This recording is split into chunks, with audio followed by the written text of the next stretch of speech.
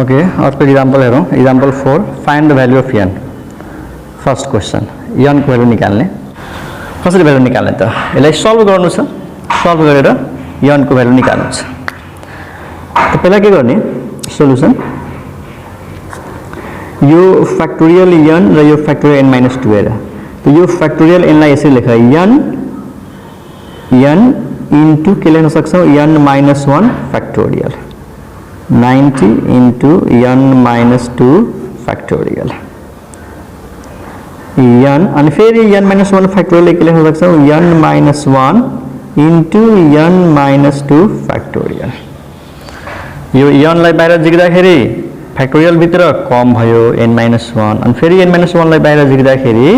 Factorial भित्र अझै एउटा कम भयो n minus 2 भयो अनि is equal to 90 into factorial n minus 2 त यो र यो के भयो त क्यान्सल भयो अनि के आयो हामीसँग n into n minus 1 equal to 90 यसलाई सल्भ गर्नको लागि यसलाई क्वाड्रेटिक एक्सप्रेसनमा चेन्ज गरेर फ्याक्टराइज गरेर गर्न सकिन्छ जस्तै यसलाई यसरी लेख्न सकिन्छ नि त n square minus n minus 90 equal to 0 है मल्टिप्लाई गर्दा 90 ले यता ल्याऊ त यो क्वाड्रेटिक इक्वेसन भयो यसलाई सजिलैसँग हामी फ्याक्टराइज गर्न सक्छौं के हुन्छ 90 90 भनेपछि 10 into 9 भयो हैन n square minus 10n plus 9n अनि minus 90 equal to 0 minus 10n plus 9n ठीक छ हैन अनि n कमन तान्ने n minus 10 अनि 9 कमन आउँछ n minus 10 equal to 0 तो यहाँबाट के आयो n minus 10 into n plus 9 equal to 0 and this implies n minus 10 equal to 0 or n plus 9 equal to 0 यहाँबाट के आयो त n equal to 10 अनि यहाँबाट के आयो n equal to minus 9 but this is not possible यो possible छैन ठीक छ किन n त नेचुरल नम्बर हो यो नेगेटिभ हुनु हुँदैन त्यसैले हाम्रो भ्यालु के आयो त n इक्वल टु 10 आयो त यो जुन इक्वेसन छ फ्याक्टोरियल n को टर्म्समा यसमा n को भ्यालु कति आउँछ 10 आउँछ यो चाहिँ हुँदैन है यसको सर्टकट आइडिया पनि छ यो जुन छ नि यो जुन हामी यति पार्ट गर्यौं यो क्वाड्रेटिक बनाएर फ्याक्टराइज गर्यौं नि यो पार्ट नगरेर है सिधै यहाँबाट हेरौं त एकचोटी हामीसँग के थियो n into n minus 1 is equal to 90 थियो हामी क्वाड्रेटिक नबनाएर डाइरेक्ट पनि सल्भ गर्न सक्छौं यो ट्रिक चाहिँ काम लाग्छ इन्ट्रान्स एक्जाममा जस्तै यसलाई हेरौं यो के हो n into n minus 1 n र n minus 1 कस्ता नम्बरहरू छन् यो दुईटा छ कन्सिक्युटिभ नम्बरहरू ठ्याक्कै n पछिको नम्बर के छ n minus 1 अनि दुईटाको यो के हो त प्रोडक्ट हो This is the product of two consecutive natural numbers in decreasing order. त हामीले के गर्यौं यो 90 छ नि यो 90 लाई पनि दुईटा नेचुरल नम्बर्स को प्रोडक्ट मा लेखौं जुन चाहिँ एक पछिको अर्को होस् कन्सिक्युटिभ मा लेखौं त एकदम सिम्पल 10 into 9 लेख्न सकिन्छ हेरौं ठीक छ हैन धेरै नम्बरहरुको प्रोडक्ट 90 हुन्छ ठीक छ नि 45 into 2 पनि त 90 हुन्छ तर हामी यो लेख्न सक्दैनौं हामीले के खोजिरहेका छौं कि दुईटा नम्बर लेखौं जुन दुईटा के हो कन्सिक्युटिभ होस् जुन यसको सिस्टम छ नि कन्जिक्युटिभ र डिक्रिजिङ अर्डर त्यसैगरी यहाँ पनि कन्जिक्युटिभ र डिक्रिजिङ अर्डर हुनु पर्यो त 10 into 9 अब हेरौं n into n minus 1 अब सिम्पल भयो यो पनि कन्सिक्युटिभ नम्बर यो पनि कन्सिक्युटिभ नम्बर यसको मतलब के हो यो n equal to 10 भयो र यो equal to यो भयो त सिधै हामी के लेख्न सक्छौं n equal to 10 आन्सर भाइ यसलाई इक्वल गरे पनि हुन्छ n equal to 10 र यो n minus 1 र यो 9 इक्वल गरे पनि यहाँबाट n को भ्यालु कति आउँछ 10 आउँछ त यति लामो नगरेर यहाँ देखि यहाँ नगरेर सिधै यहाँबाट 90 लाई 10 into 9 लेखेर यो फर्स्ट र यो फर्स्ट इक्वल गर्दिने यहाँबाट n को भ्यालु 10 आइहाल्छ अथवा सेकेन्ड र सेकेन्ड इक्वल गरे पनि n को भ्यालु 10 आउँछ त एउटा ट्रिक भयो ओके एउटा 2 नम्बर हेरौं क्वेश्चन त्यही छ, find the value of n। मानौँ n+2 factorial is equal to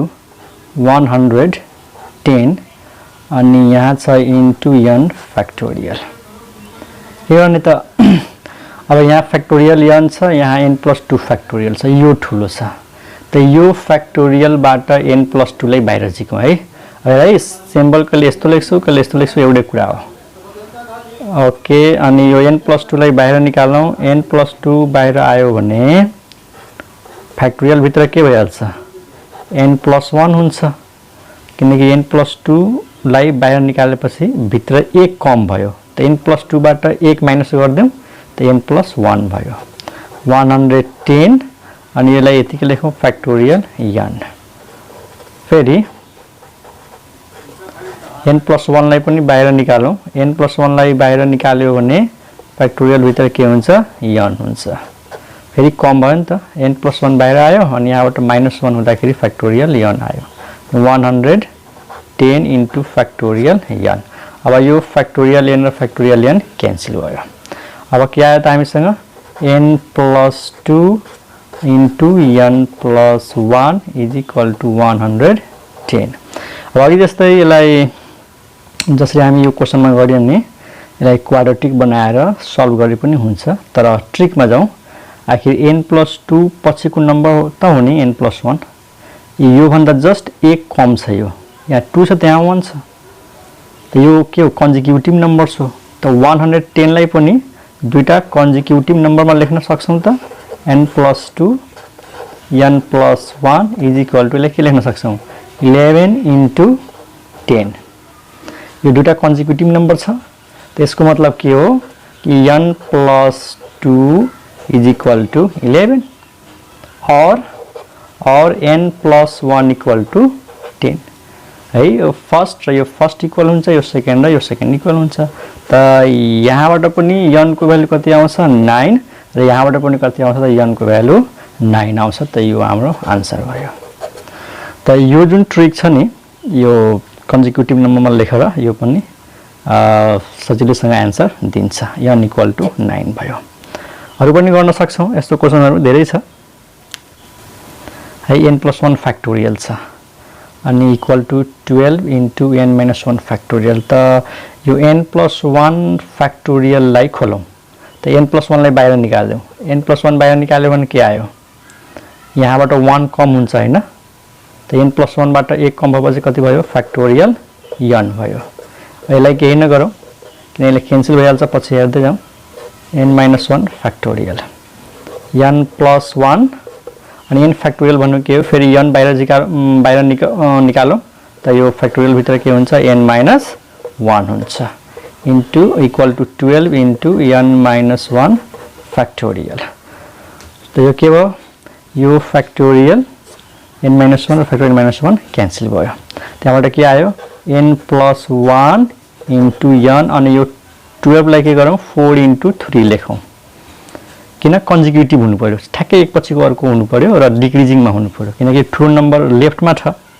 अनि सानो नम्बर राइटमा छ, त यहाँ पनि ठुलो लेफ्टमा हुनु पर्यो र सानो चाहिँ लेफ्ट राइटमा हुनु पर्यो। त यो के भयो त, n+1 इक्वल टु 4, अथवा डाइरेक्ट n इक्वल टु 3 गरिदिए पनि सक्यो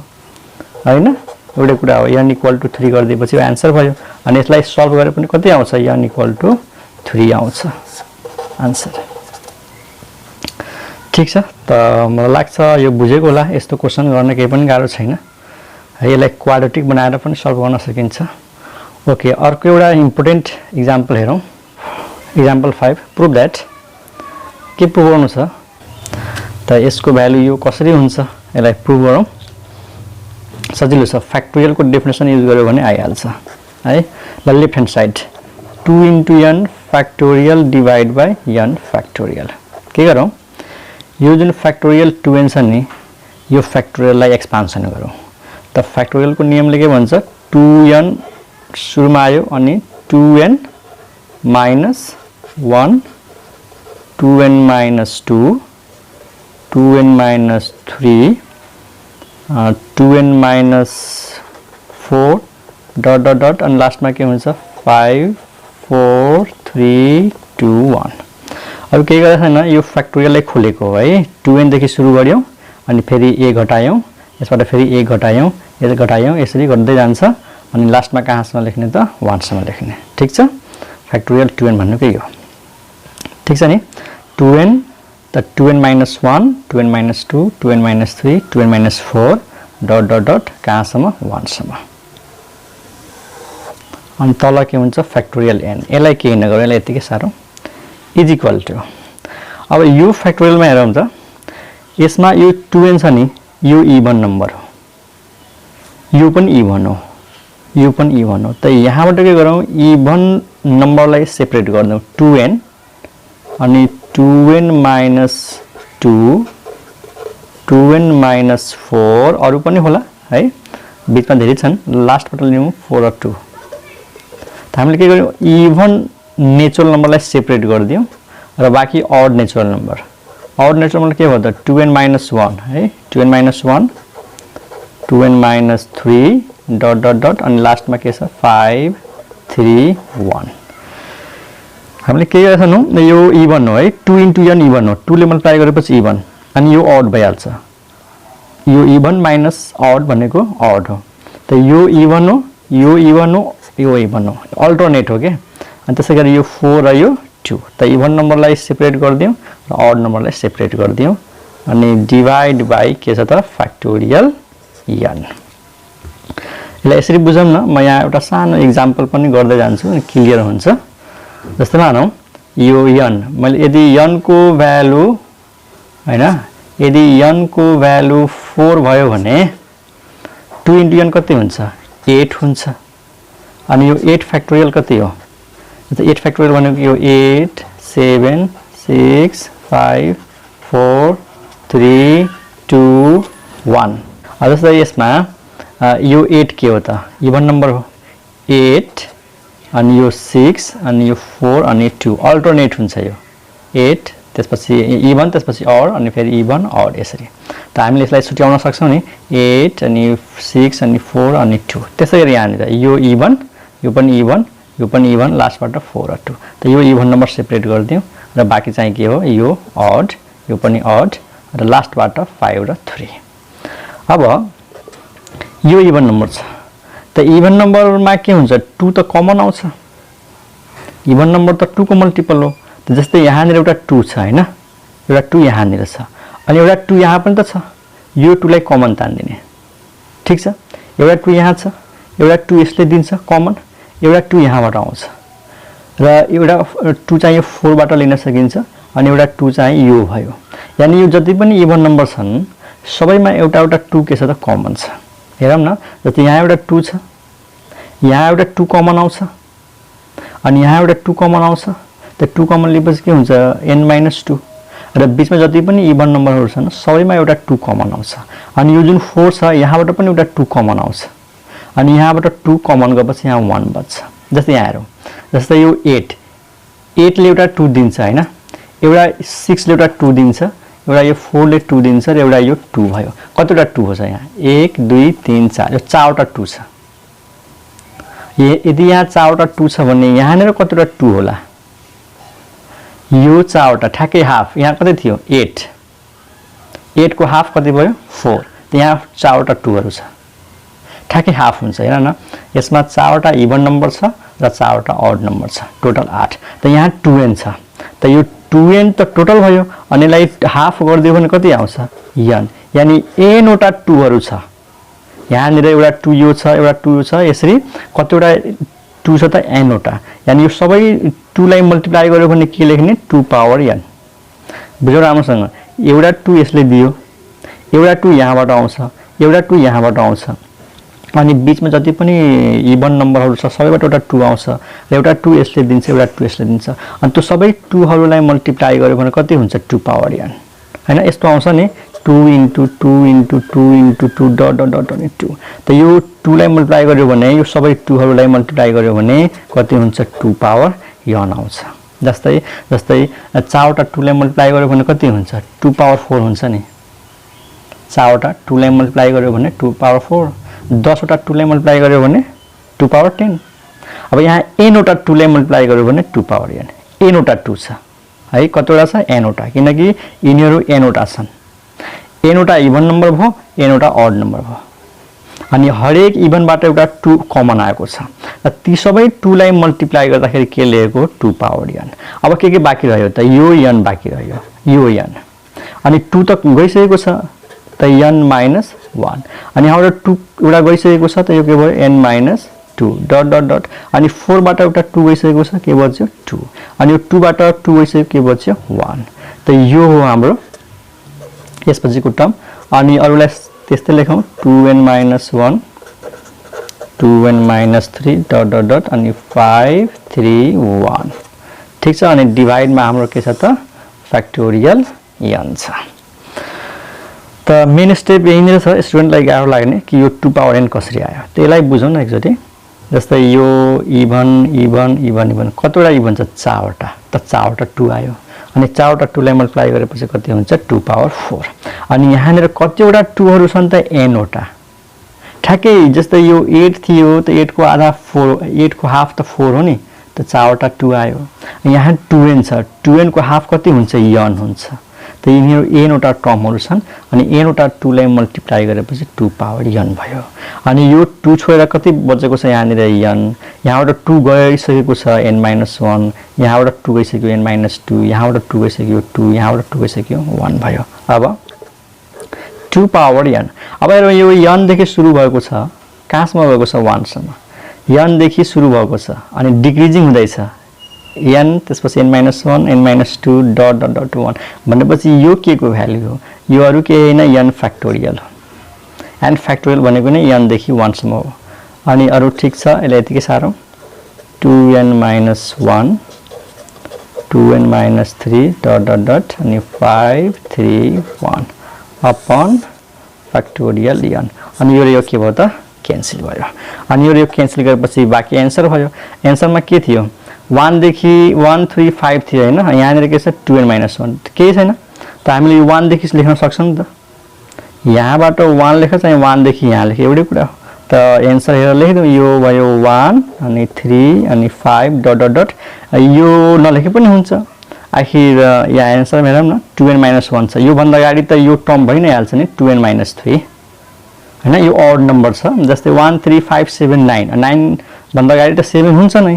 त्यसैले यो लास्ट को डाइरेक्ट लेखेको छ 2n - 1 त 2n - 1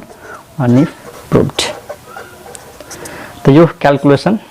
इम्पोर्टेन्ट छ यो बाइनोमियल थ्योरममा पनि यो कुरा चाहिँ आउँछ त्यही भएर अहिले गराइदिएको हो यो फ्याक्टोरियल सँग रिलेटेड छ ठीक छ त आई होप यो क्वेशन बुझेको होला अब फ्याक्टोरियल को बारेमा यति कुराहरु नै छ है मैले धेरै पढाइदिए फ्याक्टोरियल को बारेमा 12 क्लास को वास्तवमा 12 क्लासमा यति धेरैहरु छैन 10 फ्याक्टोरियल को डेफिनेसन छ अनि के सानो सानो एक्जाम्पल छ मैले धेरै गराए किन धेरै गराए यो इन्ट्रान्स पॉइन्ट अफ भ्यूले चाहिँ इम्पोर्टेन्ट भयो ओके अब यसपछि के होमवर्कहरु गर्न सक्छौं ए फर प्र्याक्टिस है प्र्याक्टिस को लागि के क्वेशनहरु छ 1 number find LCM of factorial 4 factorial 5 factorial 6 1 नम्बरमा 1 को पनि 1 हो यो है 2 नम्बरमा यसको फ्याक्टोरियल त एकदम इजी छ मैले एक्जाम्पलमा गराइसकेको छु 2 नम्बर क्वेशन के छ कन्भर्ट इन्टु फ्याक्टोरियल बस यसलाई फ्याक्टोरियलमा कन्भर्ट गर्नु छ त मैले एक्जाम्पलमा गरेको छु हेर्ने राम्रोसँग 3 नम्बरमा find the value of n भर्खर अघि गराएको क्वेशन हो यसको र यसको भइहाल्छ अनि 4 नम्बर प्रुभ दैट हामीले लास्ट एक्जाम्पल जुन गर्यौ नि त्यसैगरी यो गर्न सकिन्छ त यो प्र्याक्टिस गर्ने यदि मैले पढाएको यो फ्याक्टोरियल टपिक बुझेको छ भने ट्राई गर्ने भएन भने कमेन्टमा सोध्ने है त ल फ्याक्टोरियल सक्यो अब नेक्स्ट भिडियोमा हामी के पढ्छौं जुन यो च्याप्टरको मेन कन्सेप्ट हो जुन यो च्याप्टर पुरै त्यसैमा बेस छ